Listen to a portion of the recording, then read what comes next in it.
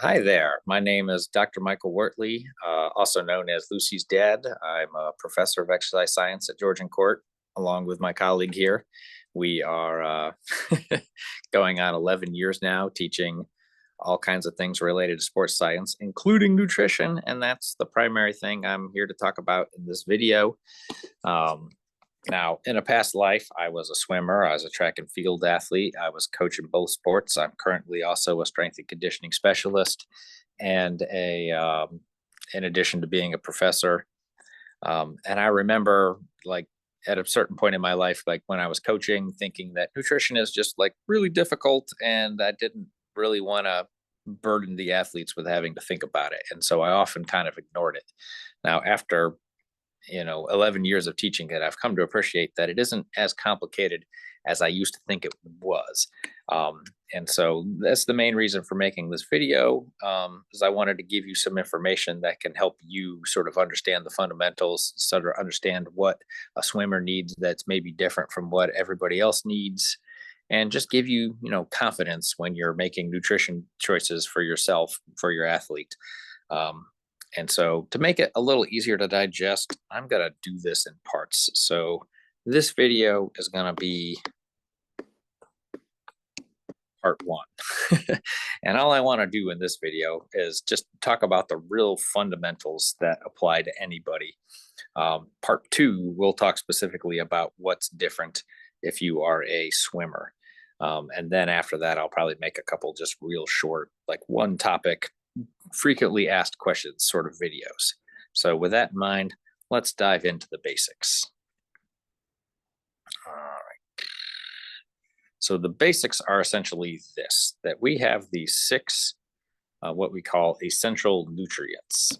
We call them essential because they are things that your body needs in some form or other to function, and your body does not synthesize them. And so, if you did not eat them, your body would not have them. Truth be told, there's more than six. These six are more like categories than actual nutrients. But we've got our three macronutrients, the things we eat in large quantities. These are the substances that provide energy. Carbohydrates, in particular, is just all about energy, at least for our purposes. That's what we're going to think about it as. Protein is like the building blocks of your body's structures, like muscles, tendons, ligaments, skin, anything with connective tissue. It's going to be made of protein, and that's the primary purpose of it from our diet, is to help us make those structures.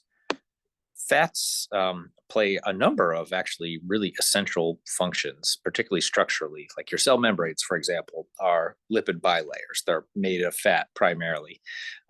They have some other important structural roles as well, but primarily we tend to think of fat as long-term energy storage, the very efficient way of storing energy for later if you don't need it now. Then we've got our two categories of micronutrients we call vitamins and minerals.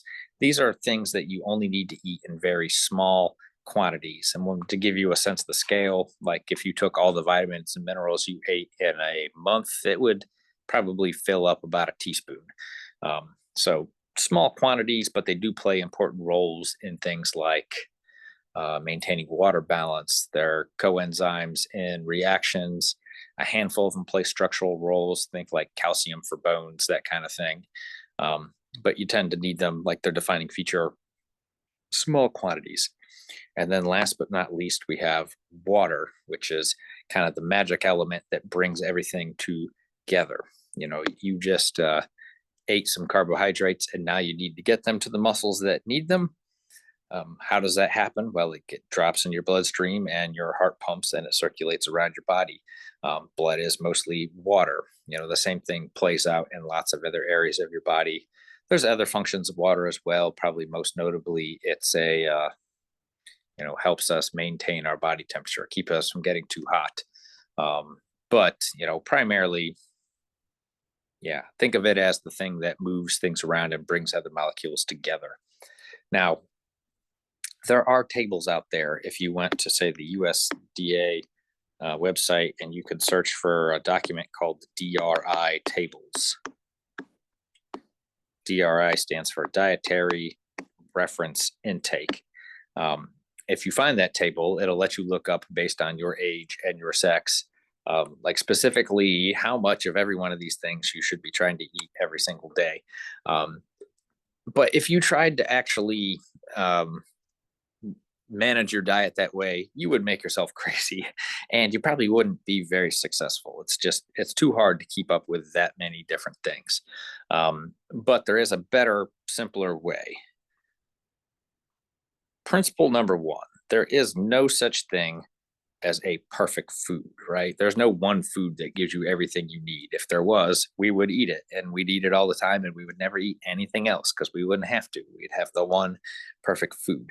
So, with no perfect food, the best way to make sure that you're getting all of those nutrients from the last slide are to eat a variety of foods. The more different foods you eat, the better off you will be, which I know is problematic for children, right? Because children tend to eat like maybe a dozen different things and that's it. When, you would love ideally to have hundreds of different foods. And I'm not talking about like, hamburgers versus hot dogs. I'm talking about actual different foods, a collection of different vegetables, a collection of different fruits, some different grains, maybe a lot of different protein sources, etc. As many like different types of foods as you can get. The more variety, the better off you will be. The other thing to keep in mind is that you want your diet to be balanced, and I mean that in two different ways. One is that while you need a good variety, they can't all come from the same food group, right? Like you don't want to eat 100 different types of fruit, but nothing else. So you need some fruits, some vegetables, some proteins, some grains, etc. And you want that variety to be balanced across those um, groups. The other way you mean balance is by energy. You want the amount of energy that you take in through food to be roughly equivalent to the amount of energy you expend. And nobody ever does this perfectly on a day-to-day basis, but over the course of think like 3 weeks, right? Some days you overeat a little, some days you undereat a little. Over the course of about 3 weeks, it typically balances out. Um, if it's not balancing out, that's typically where you see weight gain and things like that. Not a huge issue for kids because kids are getting bigger. They're supposed to be gaining weight. So I wouldn't worry about that for them necessarily. We'll talk more about that in one of those special topic videos. But you do in general like want to have the energy intake balanced with the energy output. All right. So how do you do this? Well, if you want just one simple resource that will give you, in my opinion, the best thing to sort of show you how to do this, there's a resource also put out by the USDA called MyPlate. So this little diagram is their logo, but it's also instructive about what they mean. The basic idea is when it's time for a meal, take your plate and split it in half. Half of it will be fruits and vegetables. The other half grains and proteins. And then somewhere on the side, they have this little thing here that represents dairy. So this is basically a visual representation of what a balanced meal looks like. Think of it half fruit and vegetables, half grains and proteins, a little bit of dairy on the side. The dairy doesn't have to be literal dairy. Could be some kind of almond milk, soy milk, some other sort of calcium fortified dairy substitute. There's other high calcium foods if you're not into dairy or if you're lactose intolerant. There's other alternatives, but this is the basic idea. And so,